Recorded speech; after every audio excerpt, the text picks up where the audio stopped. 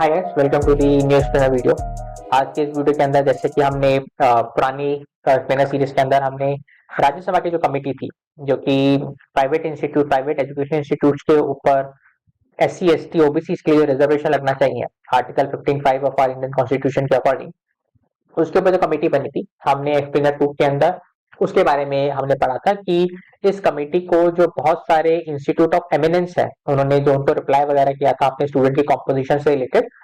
और आज की इस वीडियो के अंदर हम उसी कमेटी की रिपोर्ट को आगे डिस्कस करेंगे और उस कमेटी ने और क्या-क्या रिकमेंडेशन दी है, हम उनको डिस्कस करेंगे। सबसे पहले तो इसी कमेटी ने यूजीसी रेगुलेशंस दी थी 2026 के, जिनको लेके बहुत सारा बवाल किया गया था। आज हम देखेंगे कि उन रेगुलेशंस के अलावा और क्या-क्या रिकमेंडेशन थी जो कि एप्लीकेबल होनी चाहिए, क्योंकि ये अच्छी रिकमेंडेशंस हैं। तो सबसे पहले तो आ, आपको ये दिखता है कि सबसे पहले आपके मन में ये क्वेश्चन आएगा कि क्या प्राइवेट इंस्टीट्यूट्स के ऊपर, जो प्राइवेट एजुकेशन इंस्टीट्यूट्स हैं, क्या उनके ऊपर हम SC ST OBC को रिजर्वेशन दे सकते हैं या नहीं दे सकते। तो चाहे वो अशोक कुमार ठाकुर का केस हो वर्सेस यूनिट ऑफ इंडिया, या IMA versus unit of India case हो, या परामती एजुकेशनल एंड चैरिटेबल ट्रस्ट का केस हो, इन सबके अंदर सुप्रीम कोर्ट ने ये अपहेल्ड किया है कि प्राइवेट एजुकेशनल इंस्टीट्यूट के ऊपर आर्टिकल 15(5) के तहत मिलने वाला रिजर्वेशन एक परमिसेबल कॉन्स्टिट्यूशनल थिंग है। तो ये चीज आप अपने दिमाग से निकाल दो कि हमारे कॉन्स्टिट्यूशन के अंदर प्राइवेट इंस्टीट्यूट्स के ऊपर, चाहे वो एडेड हो चाहे वो अनएडेड हो, मतलब चाहे उनको सरकार से मदद मिलती हो या ना मिलती हो, उनके ऊपर रिजर्वेशन का प्रावधान लागू किया जा सकता है। अब धीरे धीरे करके हम इन कमिटीज की सेशंस के ऊपर आते हैं। सबसे पहले तो आपको ये पता होना चाहिए कि हमारे देश के अंदर कितनी यूनिवर्सिटीज हैं, कितने कॉलेजेस हैं, उसमें से कितने प्राइवेट हैं, कितने गवर्नमेंट के द्वारा संचालित हैं। सबसे पहले तो अगर हम यूनिवर्सिटीज की बात करें तो 685 गवर्नमेंट मैनेज यूनिवर्सिटीज हैं, जिसके अंदर 240 सेंट्रल गवर्नमेंट के द्वारा कंट्रोल्ड है, मैनेज है, और 445 स्टेट गवर्नमेंट के द्वारा कंट्रोल्ड है। और फिर 473 प्राइवेट अनएडेड यूनिवर्सिटीज है, मतलब वो प्राइवेट यूनिवर्सिटी जिनको सरकार से कोई हेल्प नहीं मिलती। अब क्योंकि आपको पता है कि भाई धीरे धीरे एजुकेशन का प्राइवेटाइजेशन किया जा रहा है, तो ये 473 नंबर जो था 21-22 की रिपोर्ट में था, अब ये नंबर बढ़ के 517 हो चुका है। और यहीं पे इसी रिपोर्ट, जो all India survey of higher education की जो 2021-22 की जो रिपोर्ट है, इसी रिपोर्ट के अंदर जब कॉलेज के बारे में बताया गया, तो वो जान के आप और हैरान हो जाओगे कि हमारे इंडिया के अंदर 45,473 कॉलेजेस हैं, जिसके अंदर खाली 21.5% ही सेंट्रल किसी भी गवर्नमेंट द्वारा संचालित है, सेंट्रल या स्टेट हो। 13% ऐसे कॉलेजेस हैं जो प्राइवेट एडेड इंस्टीट्यूट हैं, मतलब ऐसे प्राइवेट इंस्टीट्यूट को सरकार से थोड़ी बहुत हेल्प मिलती है। और 65.3% ऐसे इंस्टीट्यूट हैं जो कि अनएडेड प्राइवेट इंस्टीट्यूट हैं। तो आपको साफ पता लग रहा है कि आज के टाइम पे अगर आप कोई कॉलेज जाते हो, हर 100 में से 65 कॉलेज प्राइवेट है। और आज के दिन इन 65 कॉलेजेस के ऊपर 65 प्लस जो आपके प्राइवेट एडेड है, क्योंकि private institute as a whole के ऊपर अभी आर्टिकल 55 नहीं, तो 65 जो अनएडेड है और 13 जो एडेड है, तो टोटल 78 कॉलेजेस, हर 100 में से 78 कॉलेजेस ऐसे हैं जहां पे कोई भी रिजर्वेशन का आपको इम्पैक्ट देखने को नहीं मिलता। खाली 22% कॉलेजेस हैं जो वहां पे आपको रिजर्वेशन देखने को मिलता है। तो पहली बात, आपको अगर ऐसा लगता है कि भाई आपके पास कोई सीट नहीं है क्योंकि आपकी सीट किसी रिजर्वेशन वाले ने खाली, तो सबसे पहले आपको ये पता होना चाहिए कि आप खाली 21% डाटा ही दिख रहे हो। बाकी जो रिमेनिंग 78% है, वहां पे आपको वहां पे आप अप्लाई कर सकते थे, क्योंकि वहां पे कोई रिजर्वेशन है ही नहीं। अब धीरे धीरे करके इनकी रिकमेंडेशन पे आते हैं। सबसे पहले इसी रिपोर्ट के अंदर, जो राज्यसभा की जो रिपोर्ट आई है, इसी रिपोर्ट के अंदर जब इंस्टीट्यूट ऑफ एमिनेंस ने अपना फी स्ट्रक्चर दिया, तो ये फी स्ट्रक्चर देख के साफ पता लगा कि भाई इन प्राइवेट यूनिवर्सिटीज का जो फी स्ट्रक्चर है, जो एनुअल खर्चा है फीस का, प्लस जो वहाँ पे हॉस्टल का जो खर्चा आता है, रहने वहने का जो खर्चा आता है, आप सिटी का खर्चा तो निकाल ही दीजिए, जो घूमना फिरने खर्चा है, ट्रैवलिंग का खर्चा है, वो तो आप निकाल ही दीजिए। फिर कॉलेज कॉलेज का पढ़ाई का और कॉलेज के हॉस्टल में रहने का खर्चा एक मार्जिनलाइज सेक्शन से आया हुआ बच्चा उसका अफोर्ड नहीं कर सकता। तो कमेटी ने सबसे पहले ये रिकमेंड किया कि जो सरकार है, उसको ऐसे अफर्मेटिव एक्शंस लेने चाहिए जिससे कि इन मार्जिनलाइज सेक्शन से आने वाले बच्चों को इस हैवी फी का बर्डन देखने को ना मिले। अब इस कमेटी की पैराग्राफ 3.11 के अंदर रिकमेंडेशन है, वो मेरे ख्याल से इस पूरे रिपोर्ट की सबसे मेन, सबसे बड़ी रिकमेंडेशन है कि आर्टिकल 15(5) जो कि आपको हायर एजुकेशन के अंदर रिजर्वेशन देता है एससी एसटी और सोशली और इकोनॉमिक बैकवर्ड क्लासेस को, वो इम्प्लीमेंट होना चाहिए प्राइवेट एजुकेशनल इंस्टीट्यूट्स के ऊपर। आज के टाइम पे ऐसा कोई भी लॉ नहीं है जो प्राइवेट एजुकेशनल इंस्टीट्यूट्स को ये मैंडेट करे कि भाई आप अपने इंस्टीट्यूट में भी रिजर्वेशन लगाइए। तो कमेटी ने कहा कि भाई हम ये रिकमेंड कर रहे हैं कि ओबीसी के लिए 27%, एससी के लिए 15% और एसटी के लिए 7.5% का रिजर्वेशन होना चाहिए in private higher educational institutes के ऊपर। Then we come to the next para. उसके अंदर कमिटी ने माना है कि भाई अगर आप किसी प्राइवेट इंस्टीट्यूट के ऊपर ये रिजर्वेशन लगाते हो तो उनके ऊपर एक फाइनेंशियल बर्डन आएगा, क्योंकि उनको जो स्टूडेंट उनके यहाँ पे पढ़ने के लिए आएंगे या तो वो सरकार की हेल्प से आएंगे या तो वो एक सब्सिडाइज फॉर्म में आएंगे। तो सरकार ने कहा कि भाई राइट टू एजुकेशन एक्ट के अंदर एक रूल था कि अगर कोई प्राइवेट स्कूल 25% कोटा पूरा करता है अपने यहाँ पे इन रिजर्व कैटेगरीज के लिए, तो उनका जो खर्चा है, उनकी जो फीस माफ हो जाती है, वो सरकार उन स्कूल को रिम्बर्स करेगी। तो ऐसा ही मॉडल गवर्नमेंट ला सकती है in private higher education institute के ऊपर कि अगर आप रिजर्वेशन अपने यहाँ पे लागू करते हैं तो उस रिजर्वेशन से जो आपके पास फाइनेंशियल बर्डन आएगा फीस माफी की वजह से या फीस कम करने की वजह से, तो वो आपको सरकार पूरा करेगी, प्रोवाइडेड आप एक रिक्वायर्ड कट ऑफ को मीट करें कि भाई अगर आपके यहाँ पे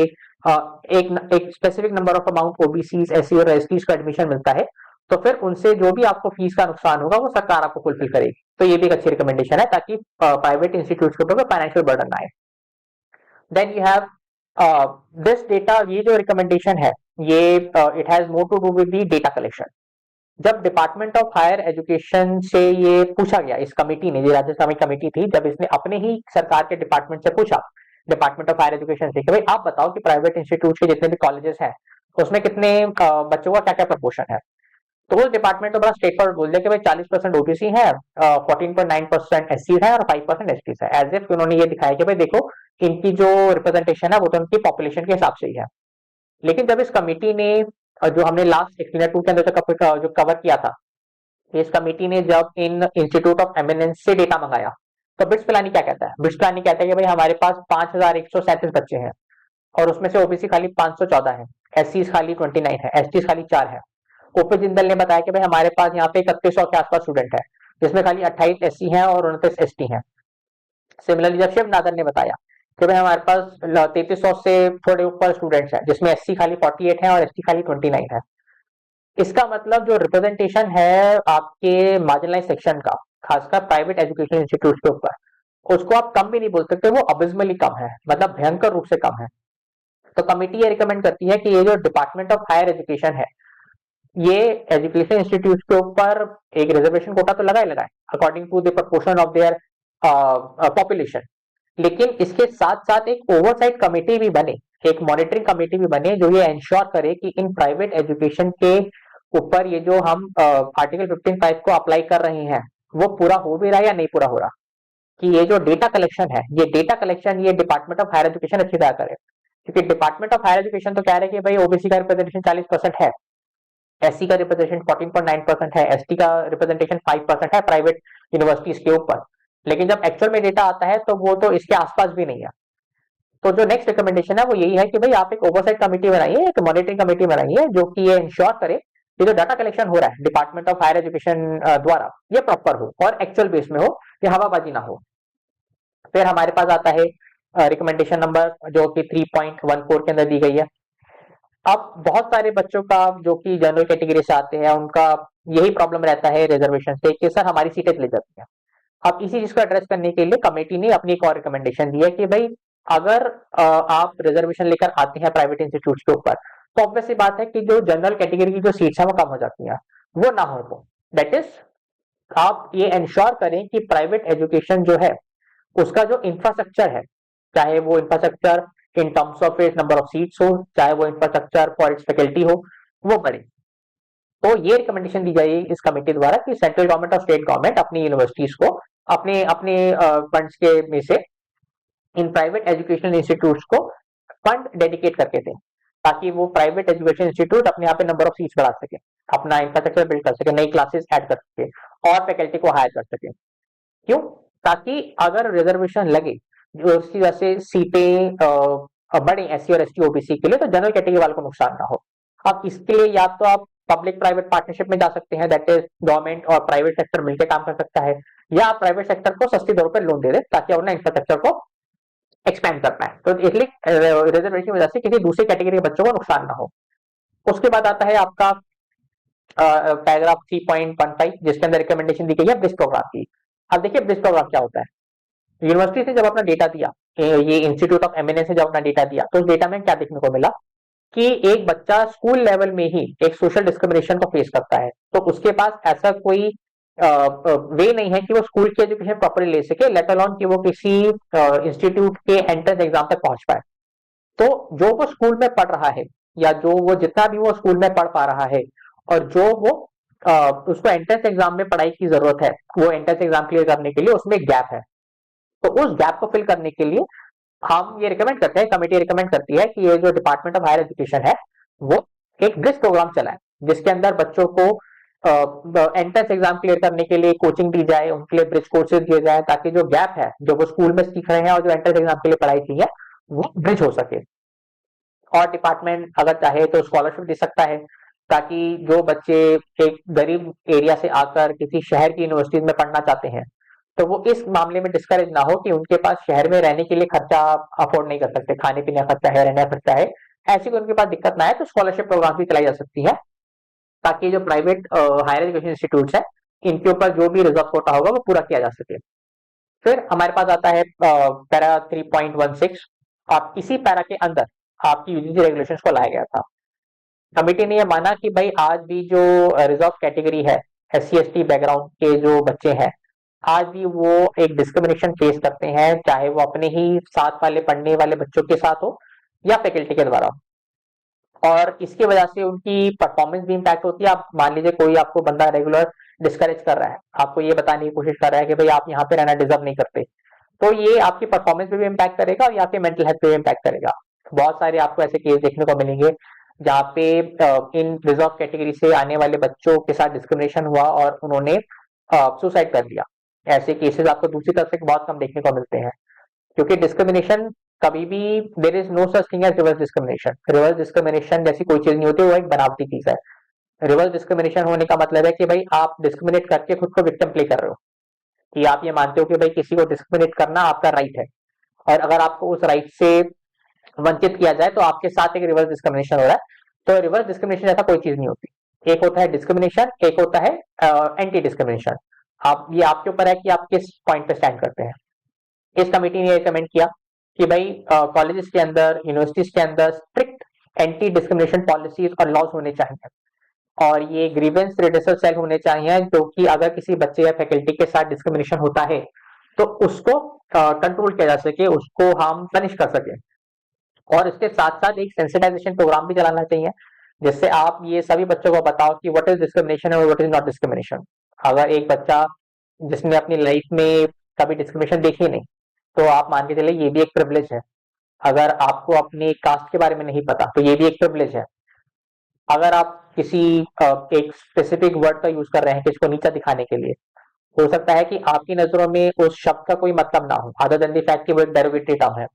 लेकिन वो टर्म किसी की जाति से रिलेटेड हो सकता है। तो इस चीज को कम करने के लिए, मिटाने के लिए सेंसिटाइजेशन प्रोग्राम की बहुत जरूरत है, जो कि इस कमेटी ने रिकमेंड किया है।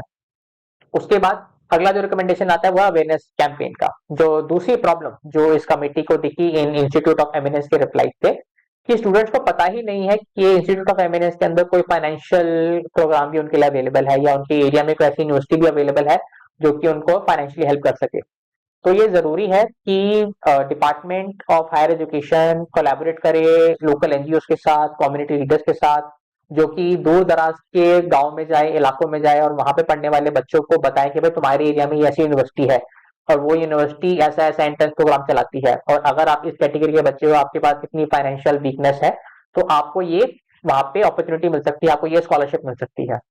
जब तक आप बच्चों को बताओगे नहीं कि भाई उनके पास ये ऑप्शन अवेलेबल है, तो वो ऑप्शन चूज भी नहीं कर पाएंगे। तो ये भी एक अच्छी रिकमेंडेशन है कि अवेयरनेस कैंपेन चलाई जाए, ताकि इस इंफॉर्मेशन के बारे में, क्या क्या क्या उनके पास अपॉर्चुनिटीज अवेलेबल है, क्या क्या प्रोग्राम्स पार्लियामेंट ने पास कर रखे हैं उनके पढ़ने के लिए,